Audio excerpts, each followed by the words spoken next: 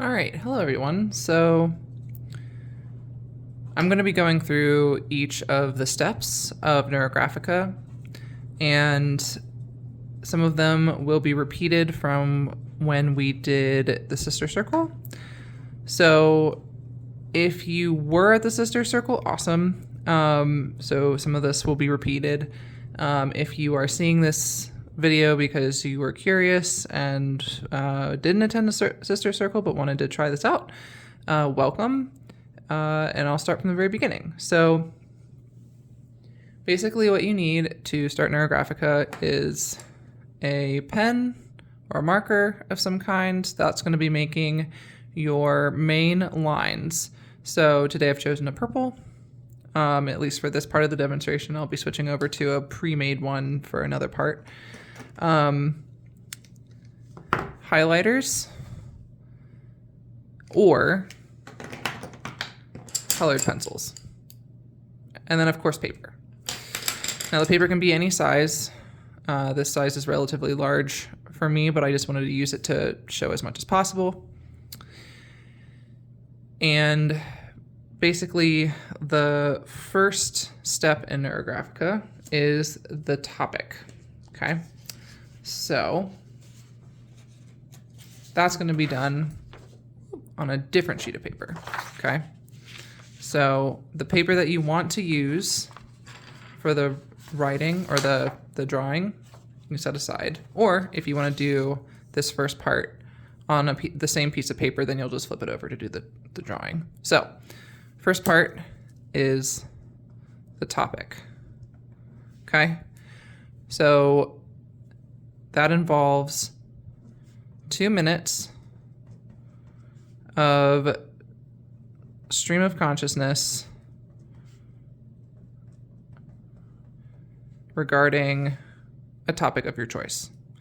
So this includes your physical body sensations, your emotions, phrases. I'm sorry if I'm writing this too small, but I'll hopefully have a closed captioning happening here. Okay. Here, I'll switch over to a marker. Okay. So for 2 minutes, you're going to write down, first come up with a topic. So the topic that we had for the sister circle had to be about taking up space, and different people came up with the idea of authenticity, of speaking their truth, of showing up in a space in a certain way, processing a conflict of some kind regarding the space that they took up. So that can be whatever you'd like with that, right? So you can do, so for me, I could say, like, I go by I have they, them pronouns, and I have trouble taking up space regarding pronouns. So that'll be my topic. Okay. So then we'll take 2 minutes to do that. So I'll just kind of give you some examples of sensations, emotions, phrases, and then you can pause this and do this on your own for 2 minutes. Also, if you hear tippy taps and whines in the background, that is my geriatric dog. So, so basically, like, I'd say something like hot, hesitation, pause, doubt,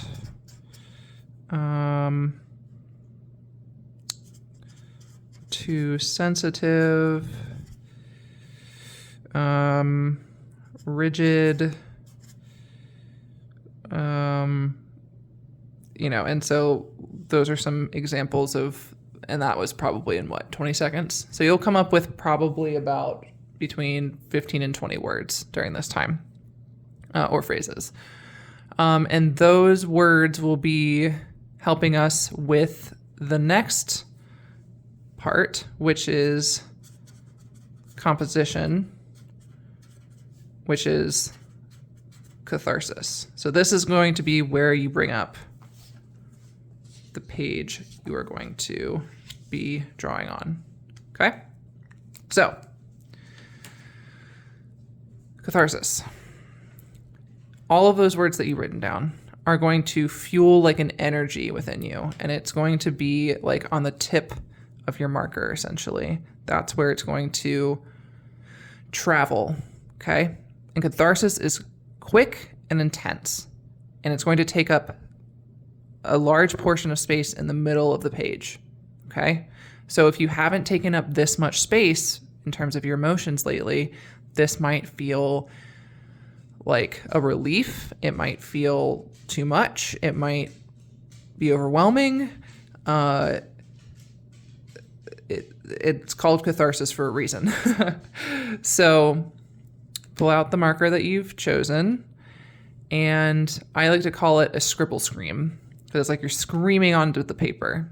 So from the topic, feel the energy and tension go through your body and like feel it course through to your fingertips to the tip of the marker. And then you'll spend probably a total of 8 to 15 seconds scribble screaming. Okay. So you're not going to want to like absolutely wreck the whole page with like a ton of stuff going on, because that can be overwhelming, but essentially get something out there, and that will help you with your blank canvas anxiety, as I like to say, because a lot of times we're like, oh no, there's this beautiful white page. What am I going to start with? This gives you something to start with, which is the conflict, the egoic chaos that's happening within you. And then we're going to refine it. Okay? So I'll say ready, set, go, do my catharsis. You can follow along with me if you'd like. If not, take it on your own time. Okay? So ready, set, go. Stop. Okay? So that, step 2, catharsis. So mine has a lot of loops in it, right? That's cool.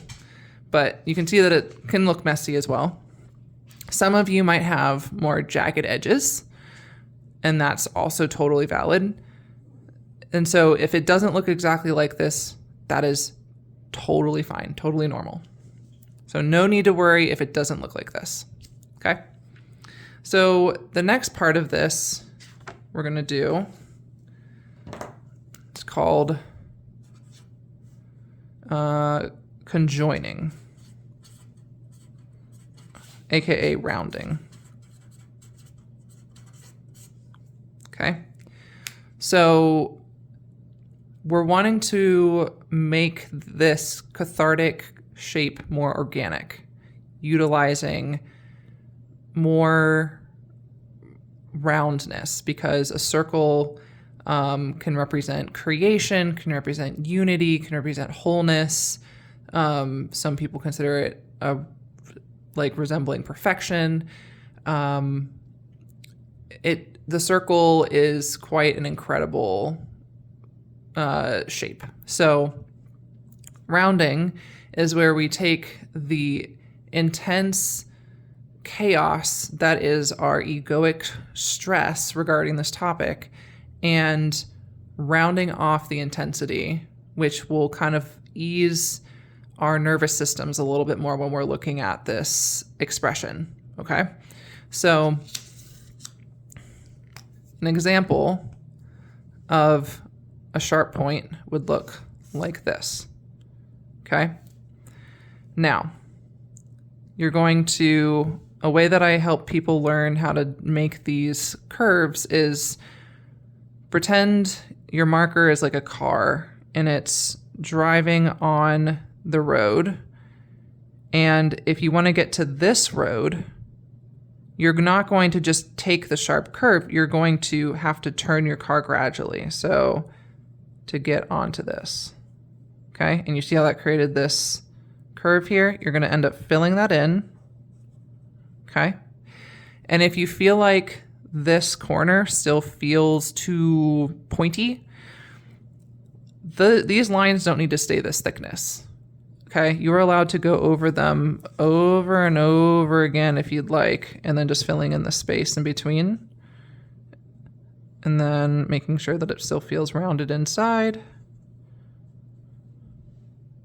And it already feels less intense.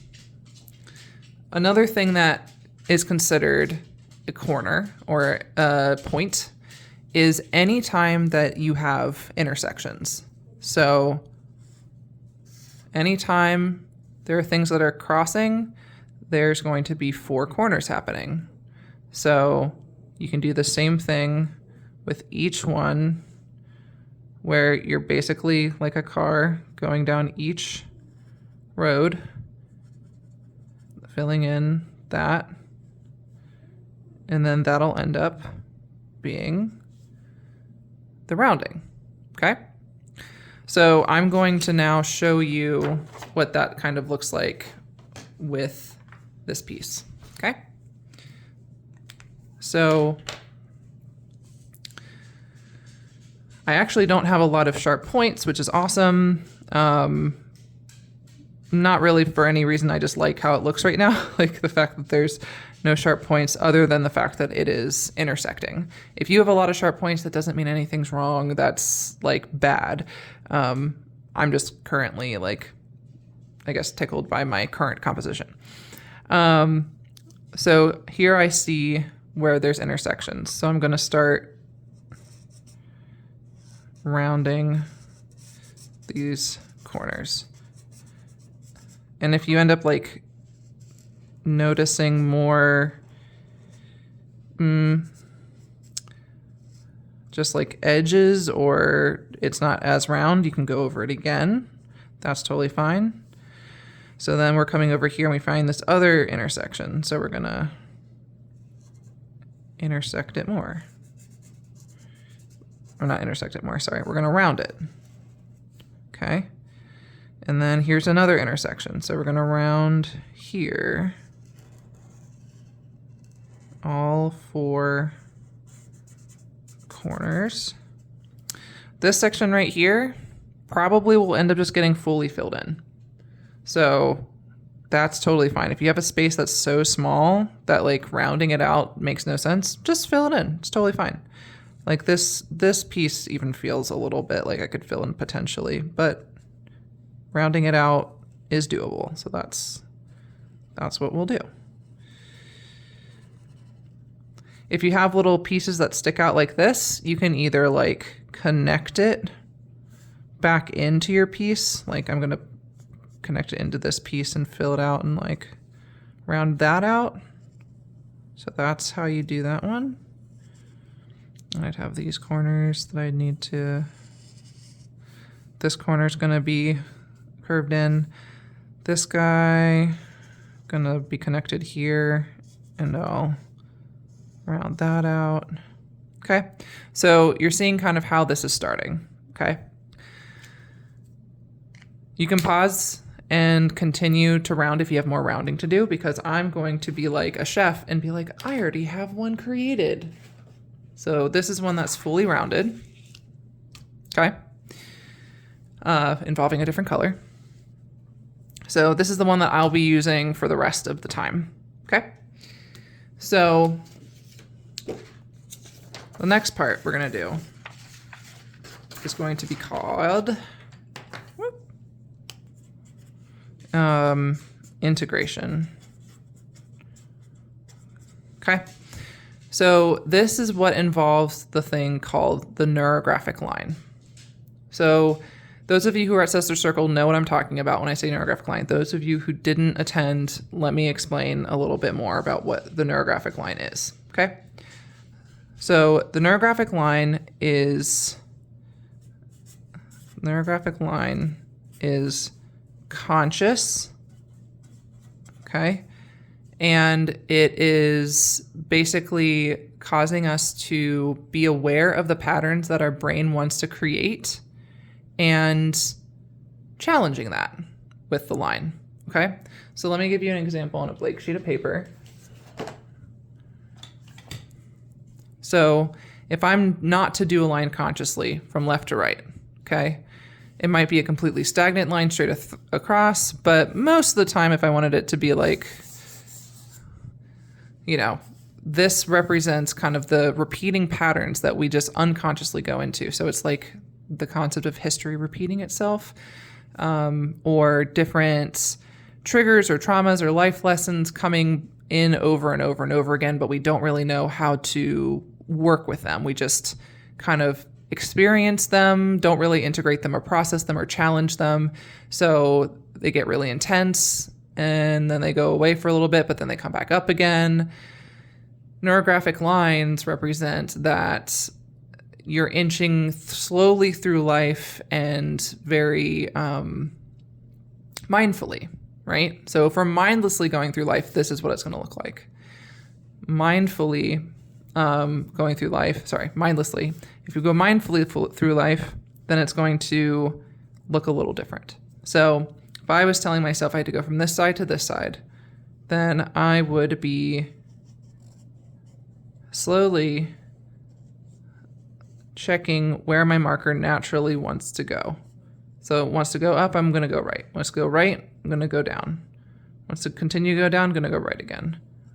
And so this process of recognizing where the marker wants to go and like challenging that can be kind of weird for some of us that are like, what does that even mean?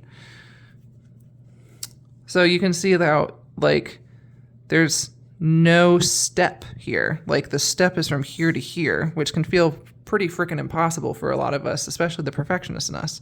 But you can see that the step with this one is here to here. More doable, way more doable. And we're challenging all of these different steps. So it's like we're showing our brain that we can remap to a different point. Like we don't have to follow this pattern. We can create our own pattern. And it might be hard, there might be conflict, it might suck at times, but that is okay. Right? If this is hard for you to do just on your own in terms of like your brain trying to do things, take a coin, and this little doodad is going to represent my coin because it's circular. So this might not work as well as I would hope, but a circular coin is not going to move based off of how, like if I'm to take it from point A to point B, just going straight across, it's going to move in a way that's kind of wonky, right? So that can allow you to kind of build muscle memory of like, oh, okay, this is what it means to like not necessarily unconsciously let my marker do whatever. Like I am consciously noticing which ways it needs to go.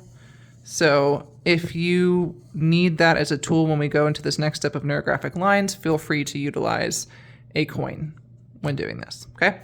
I will not be using a coin, and I'll be going relatively quickly to show you, but this is what the next part is of step 4, okay? So, neurographic lines. So here we are, the catharsis that is rounded out. This represents our egoic conflict that has been rounded out. Awesome. But conflicts don't happen or topics don't happen in a vacuum. You affect people, right? Whether you're showing up or not showing up. So the topic that is within you is going to affect the community around you in different ways. So how do we process that in Neurographica? So we're going to use neurographic lines to take the edges of your catharsis, your ego, and pull them into the edges of the paper. And basically you're going to make enough lines to where you feel like this piece feels blended into the background, okay? So get out your same marker as you did the catharsis and just choose random points around the edge of your catharsis and do different neurographic lines. And these neurographic lines can overlap.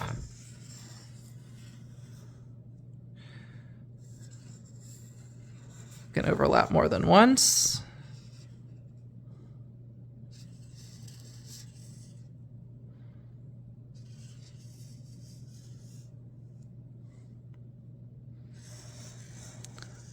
So you can see that I'm creating this like background piece right now. And you can also like, sometimes I will take the neurographic line that I just created and also create, like go over it again and do another like sprout. This basically will start to remind you of either roots or like mycelial network or neurons.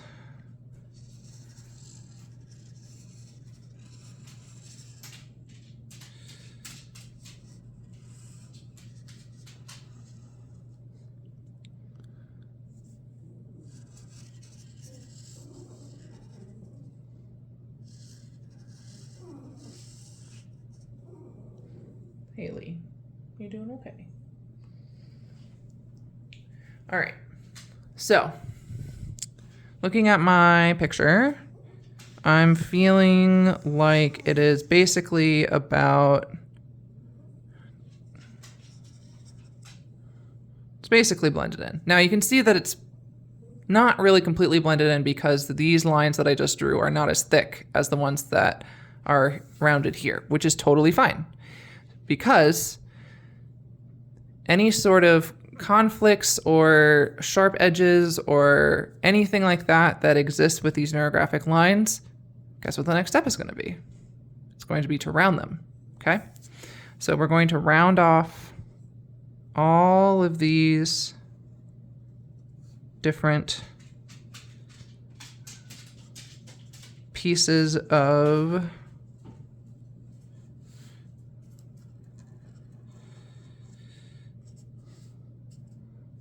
anything that resembles a corner or a point. And you can see how I personally like to redraw kind of messily over neurographic lines, because then it'll force me into thickening them and just rounding them out even further. You don't have to if you don't want to, if you don't like that aesthetic. So that is A-okay. Oh, and I forgot to mention during the rounding of the catharsis, you might notice resistance, discomfort, overwhelm, feelings of like, oh my gosh, this is so much to do. There's just so much conflict to have to navigate. How will I ever round this many? Do I even see all of the corners? Do I even know what's going on? So you'll notice these internal stories that you'll end up saying to yourself. And the beautiful thing about Neurographica is that it also causes us to lean into the discomfort a little bit. Like, this is doable discomfort here. Like, we are processing through potentially perfectionism of like, this is what I don't know how this is going to turn out, and that freaks me out because it's like an unknown. It can be, this isn't looking like, it can bring up our comparison piece of like, this isn't looking like Ikenna's. Mine looks like shit compared to theirs, you know? Nope. This is your internal process, and that is okay, no matter how it looks.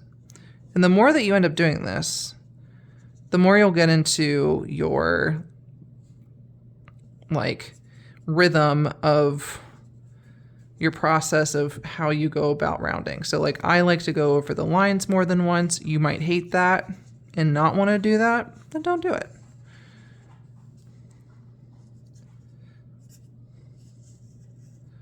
For a while, I would like use a marker of one size for the lines, and then in terms of the rounding, I used a smaller marker so that I would have more precision. So I find a cat hair on my pen. Typical. It's what happens when you have 4 cats.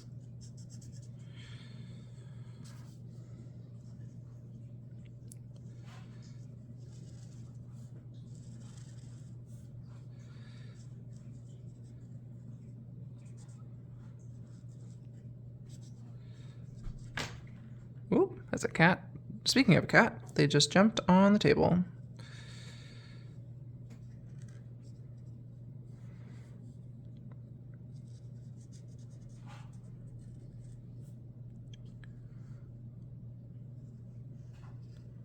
You might feel warmth happen while you're doing this. You might feel energy pick up.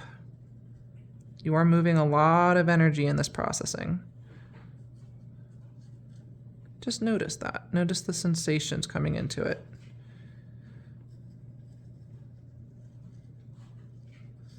You'll notice the more that you round, sometimes the more at peace that you'll feel. You'll sometimes maybe feel tired. Like, oh, there was all this tension in my body and now I'm releasing some of it. So like, wow, I realized that that process really tired me out. Sometimes it might amp you up. Be like, oh my gosh, I feel like I can do so many other things. This feels awesome. Like this topic that was taking over a lot of my brain space. Now I actually have room for other concepts. Finally.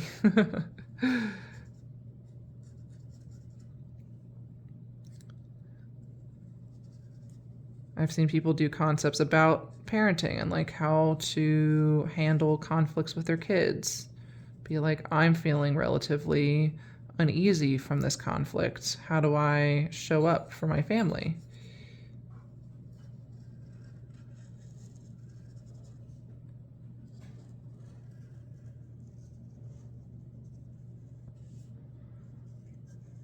There are people who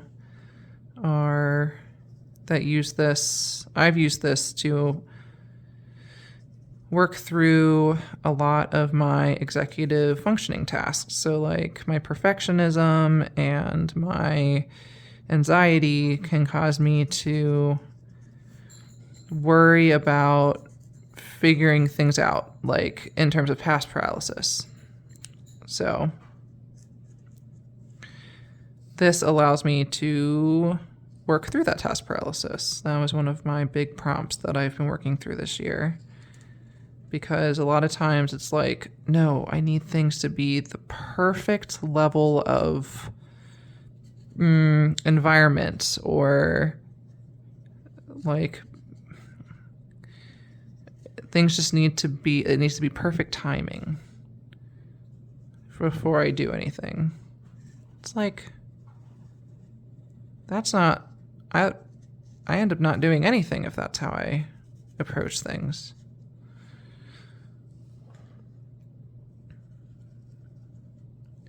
And this is not necessarily to be like, force yourself through your body's needs and be like, you know, pull yourself up by the bootstraps and just get it done. I was capable of getting things done, and I am capable of getting things done. It's just I felt like I needed to have all of the information in front of me and know how things were going to go, and it was rough. So this is my entire piece so far. Now you can be like, well, I can totally tell your catharsis is like from this, right? If you feel like it's not blended into the background enough, you can incorporate more lines, or you can even like some of these lines just feel too skinny in comparison to the catharsis here. So you can thicken even more lines, round them out even more. If you like the contrast between the neurographic lines and the catharsis, that's totally fine too. This is just something that I'm noticing myself. And again, I'm not an official course instructor regarding Neurographica. This is from my own studies from the Neurographica course. And if you want to learn more about making sure you're officially doing it correctly, they have a basic user course, which is where I've learned these pieces. So that is something to keep in mind. This is just kind of like an open introduction to the concept. Okay.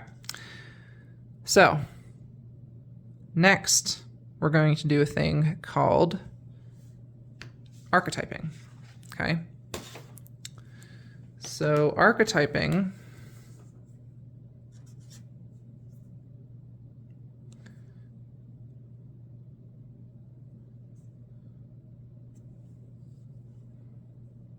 or wait. Yes.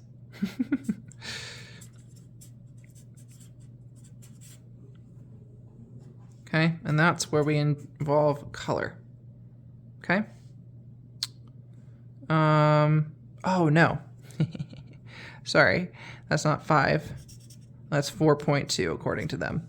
So, and then 5 will be a thing called field lines. Okay. So this is where we get our colored pencils or our highlighters out. Okay. So basically, you're going to choose 2 or more pieces of like sections that you see that you would like to incorporate color. So it can be based off of shapes that you see that you'd like to integrate, or it can totally be random pieces put together.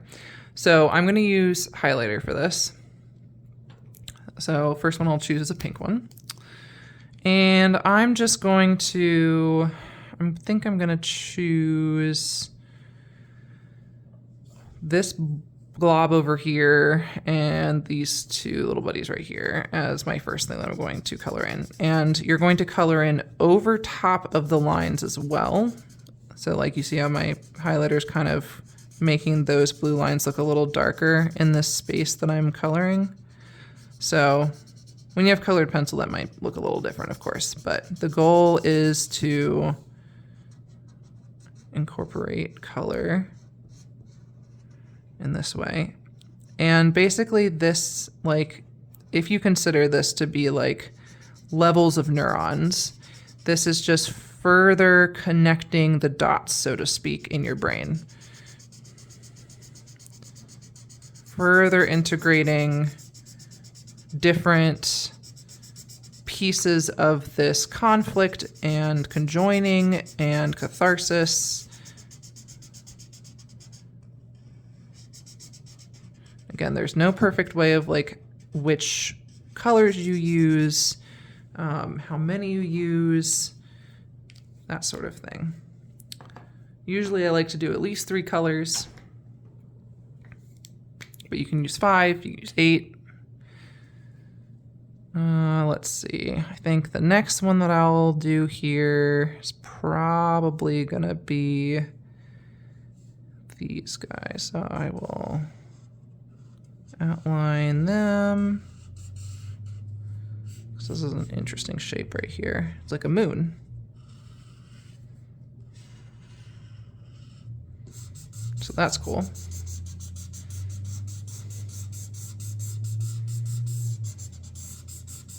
And highlighters also make it easier to color quickly if you have a large canvas. So, okay.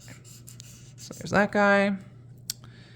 And then I think I'll use blue. And I'm gonna basically frame out this part of it. And you can also overlap things. So I'm going to incorporate this little bit of the moon and the rest of these pink pieces in this aspect.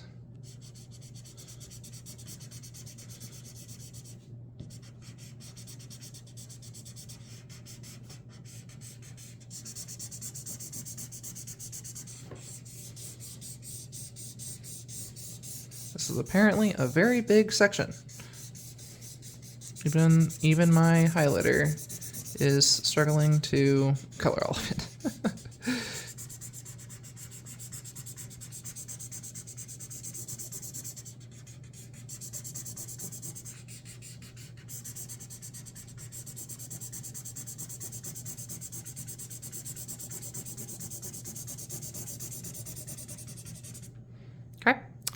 So I've colored a lot of like the inside pieces, right? You can absolutely, here, let me just actually use the yellow to do one more. I'm going to do from here to, let's do to here.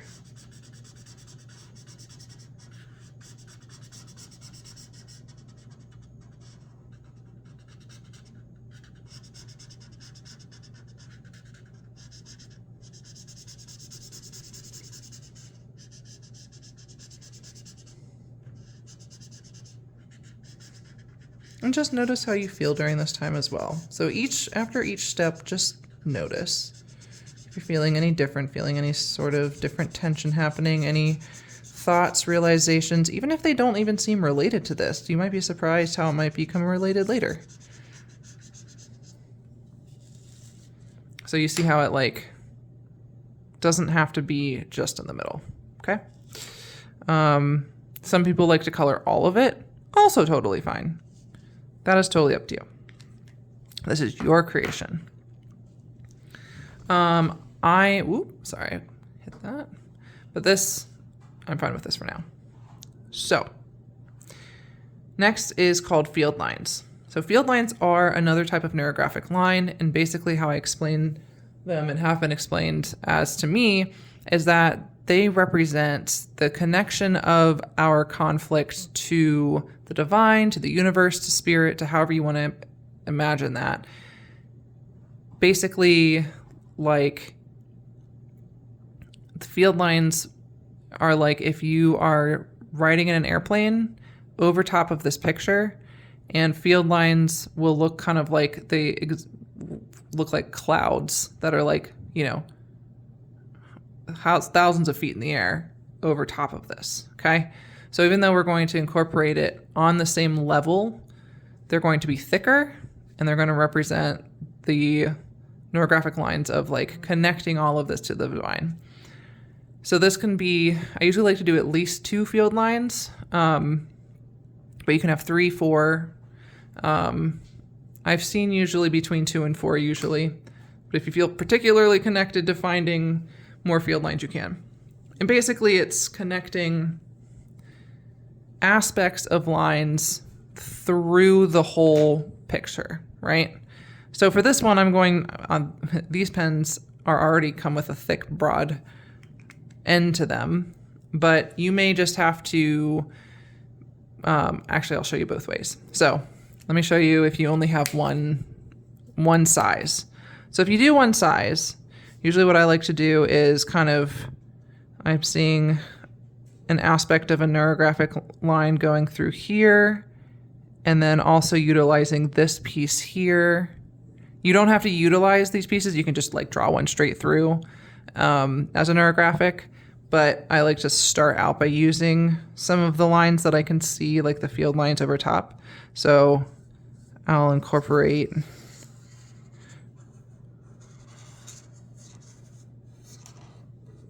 okay. So as you can see, I'm like very messy with it right now because they want it to be thick. So if I make it, if I just keep going over it over and over again, you can see that I've made a nice thick line here that incorporates different aspects of lines throughout this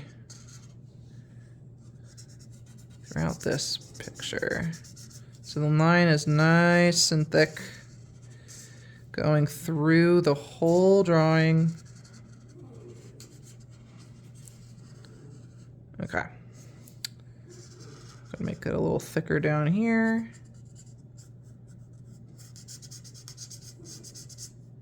All right. Okay. You can see that it's kind of like pretty straight here, which had like, and so I'm gonna kind of incorporate a little more wave here to show. There we go. So that's if it's the same size marker tip. If it's a different marker tip, it's already thicker, kind of makes the road a little easier there. Let's see, which piece do I feel is involved in, I am seeing a field line from, I have several. I'm going to utilize this line right here. It's very, very thick and clear. And I'll probably also use this line for a third field line. So I'll start here, and I will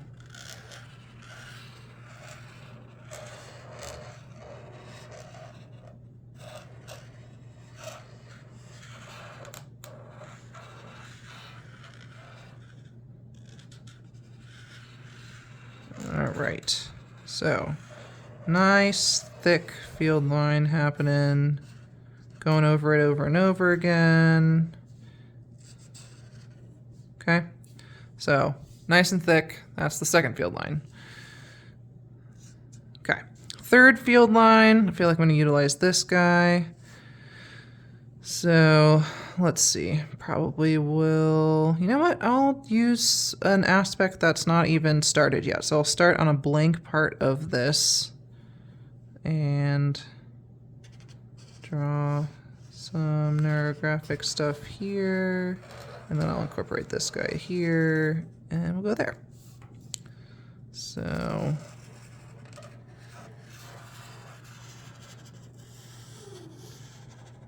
okay.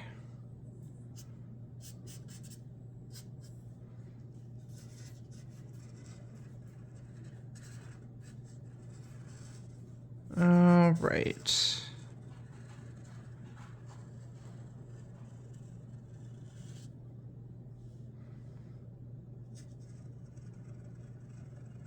So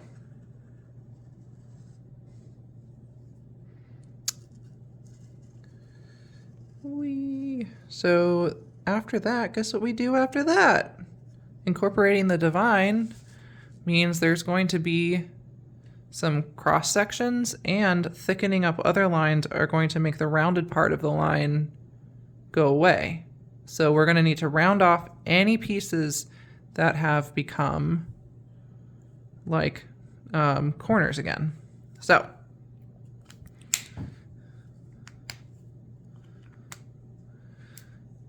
connecting to the divine might feel expansive, might feel overwhelming, might feel more energy, might still feel tired. Just take notice to how that feels. So we're gonna round here. You can be generous with this rounding. I always feel like you can never round too much. It's very, very, I've never seen anyone round too much. If you want to round more, you round something more thick, more intensely, because that helps you feel more at peace, then do that.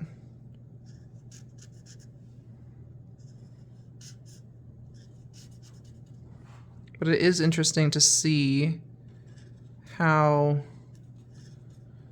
like, the rounding affects the rest of the piece, because basically with the rounding, it's like we're connecting the thing that's like hundreds of feet above the lower thing. It's like we're bringing in like tethers to like show that these are all connected in some way, which is, I think, is really beautiful.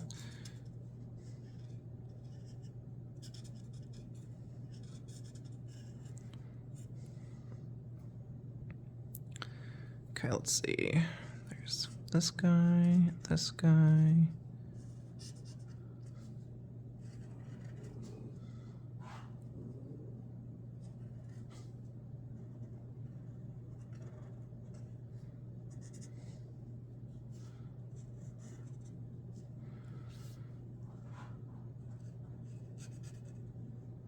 Okay, this is a pretty big corner. This makes a corner. This makes... Okay. Let's see. Just a few more. And of course, if I am moving too fast for you, feel free to pause, complete the step that you're working on, and then start it up again. So you get faster the more you do of these. Well, also depending on the size of the paper and the materials we end up using, I have found.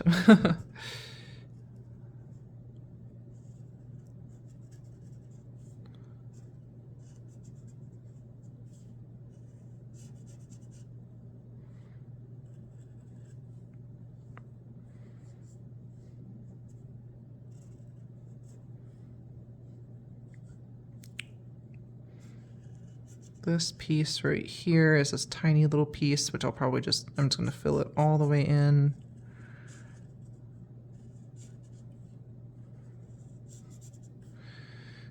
When you're finding resistance or doubt or fear or shame, any sort of critical thoughts during this process, take note of that. Because that's going to be good information for potentially a future topic to utilize for another catharsis in Neurographic. Which also makes this a beautiful thing, because if you notice something that you are experiencing internally, like it puts you in more of an observational state of like, oh, this is something I can put on my list to utilize as a topic. It's not like, oh no, here's more shadow work, or oh, like, worrying about having to, work through that, because this process allows you to also sit with your feelings and experience them while you're processing it this way. And a lot of people don't know how to sit with your feelings. So this can allow you to sit with it, process it, notice the sensations, breathe through it, all of that. All right. Next piece. Okay. Step 6. We're almost done. Okay. 6 is going to be affixing shape. Okay. Most people utilize a circle. Some people see more than one affixing shape, which is awesome. Some people use for example, I can see like an oval shape here, or even like a circle shape within this guy. And basically this represents like the resolution. Okay. So when you are resolving something, it doesn't mean that you're going to not have to round it, because there might be even more conflicts or more pieces of intersection that you'll notice here. Totally normal. It's going to be just as thick, if not thicker, than the field lines. You want this to stand out, okay? And a lot of people sometimes will just assume that placing a circle here, all of a sudden the resolution to your problem is just going to appear in front of you. Sometimes it unfolds into maybe the focus of this topic needs to be redirected into another topic, or sometimes the resolution will just be a very simple, like one small step answer. So it's not going to necessarily resolve all of your problems and be like, oh, the conflict to my topic is completely fixed. No. But it has allowed you more time to sit with it so that you're able to come to more conclusion and understanding about this topic, which is pretty powerful because we often don't give ourselves time to do that. So I actually see, I know I mentioned this circle, but I actually see a circle coming off of this guy. You know what? I'm going to do more than one circle. So we're going to do the first one that I saw. Might be more of an oval, which is totally fine. I'm just trying to basically model the fact that you can be flexible and you can be creative and experimental, and it's totally okay if it isn't exactly how I experience it, right? So we have this circle here. That's what I'm seeing. And I like to go over the circle multiple times so that we can make it a nice thick line. It's okay if it's not over the same lines over and over. We will fill that in. So that's going to be this guy. If you're not seeing any circular shapes in your drawing, that is totally fine. Stick a circle somewhere. Like it can be over top of a large portion of it like this. Usually it, you know, it feels good to incorporate a lot of the catharsis in it, because no matter if your circle already partially exists in your drawing or not, you still have the power to round. So if you put a circle randomly in the middle that has no connection to any pieces, it means you are empowered to find your own solution and conclusion and work through the different conflicts or intersections that come up due to that. But you are still allowed to do that. It's very empowering. So I see this guy as one, and then I will put this guy here.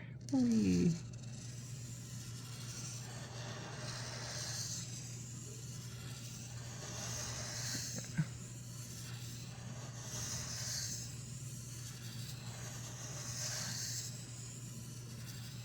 Actually, I'm going to make it a little wider than I wanted. There we go. It's going to be kind of oval in shape, which is fine. So then we fill it in. It's nice and thick.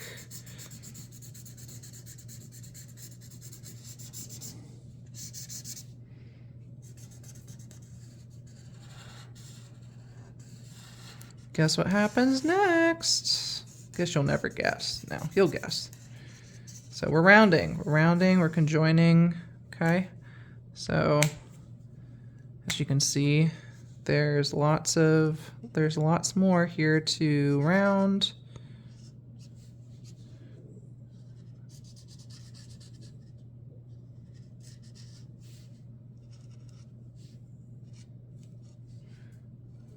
More corners are popping up, and that's totally okay. You didn't do anything wrong with placing this conflict or this resolution. There's a fixing shape where it's at.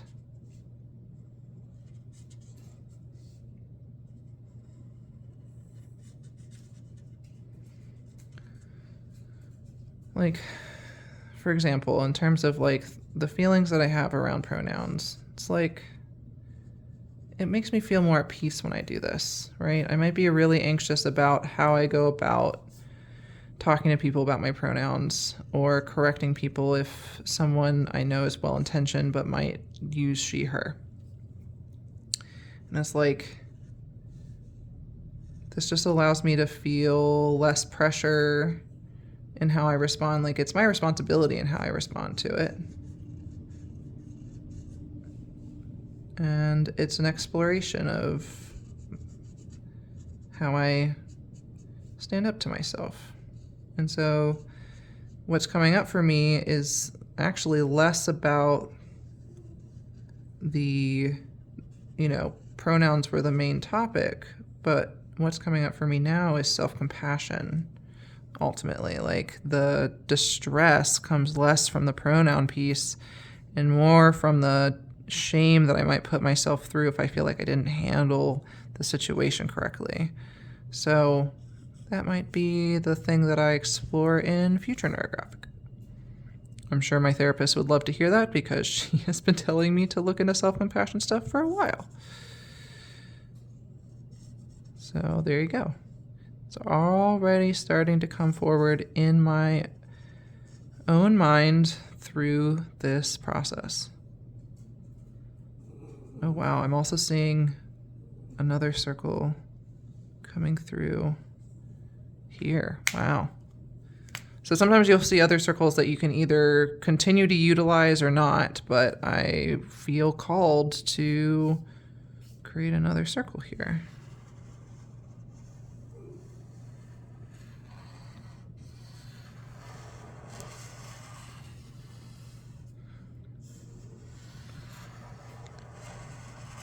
And again, if you have one circle, if you have 3 circles, 2, it's whatever feels in alignment, how you're feeling. I'm just kind of moving with what feels good for me right now.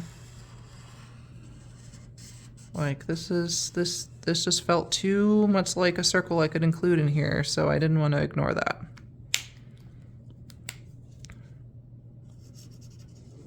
So then we have more rounding of the circles. And if you only have one circle, you're probably like, and I'm done already, which is great. You can, for sure, search through this video to the next section, which basically is aesthetics. Like once you're done with the rounding of this piece, you can call yourself done for now. Be like, this is it. This is my piece. You can color in the circle, like the different circles of different colors to make them stand out even more. You can use colored pencils or other mediums to incorporate more color throughout if you're seeing more things in this space.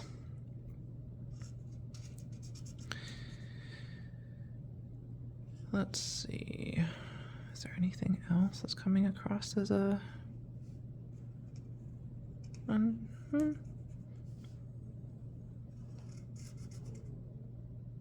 So yeah, so for me, I want to utilize, oh, so sorry, I keep hitting that. I'm going to utilize colored pencils to provide more, basically more information to my brain about the circles, right? Because currently this third circle feels a little bit lost compared to these others. So I'm going to, let's see, I'm gonna get like a darker, yeah. So I'm gonna use this colored pencil to kind of bring in more color.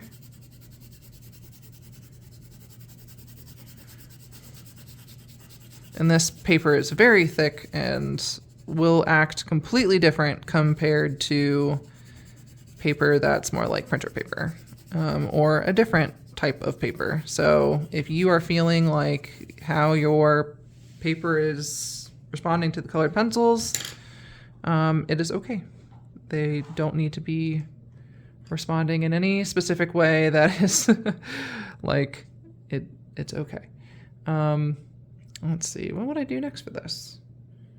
Might do red. So I'll do red for this guy, which is interesting since it's like Christmas season. I'm already doing red and green.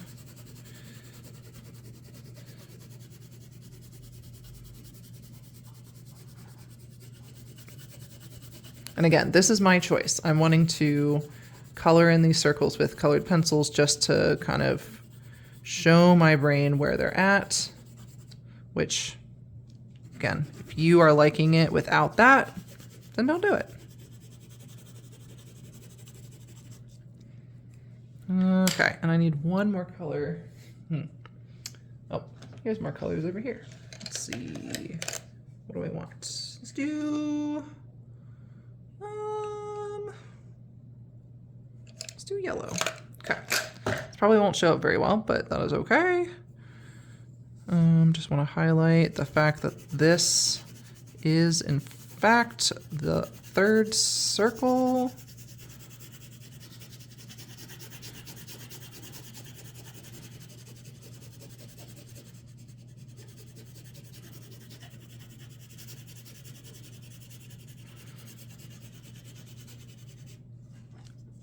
So, all right, so the last steps, I don't really remember I think, 7 is style. So that's aesthetics. So if you want to add things to it, go for it. You don't have to, of course. And then 8 is topic 2. So it's like, you know how I was like, oh, I realized that it's more about self-compassion. So topic 1 is pronouns. Topic 2, self-compassion. And then if you want, you can already do the 2 minutes regarding that to prep yourself for the next time, or you can just keep it at that word to then have in your head for next time you do it. But yeah, thank you for sitting with me while we go through this practice. If you want official training in this at all, Pavel Piskarev has a training course, and there's also other places out there that involve trainings of different varieties. And of course, there are also plenty of YouTube videos that do stuff similar to this. So now that you know the basic 8 steps, learning about how people incorporate Neurographica in other prompts might be fun for you to try. But yeah, those 8 steps are the basic ones. Thank you so much for joining me. And feel free to reach out via email or Discord. I'm planning on doing like a monthly art therapy group that'll be virtual, where we'll do stuff like this, and basically you get to be in a container with other people who want to explore topics, and basically I'll continue to provide you with support and encouragement and reassurance, because we can be going through a lot while we're processing through all of this. And so reminders to get water, reminders to stretch, reminders to check in with your body while you're doing this, see what's going on in your mind that's coming up. All of those things will be happening in those containers. So yeah, and then feel free to email me if you have any further questions, comments, concerns. And I really appreciate you all being here. Thanks.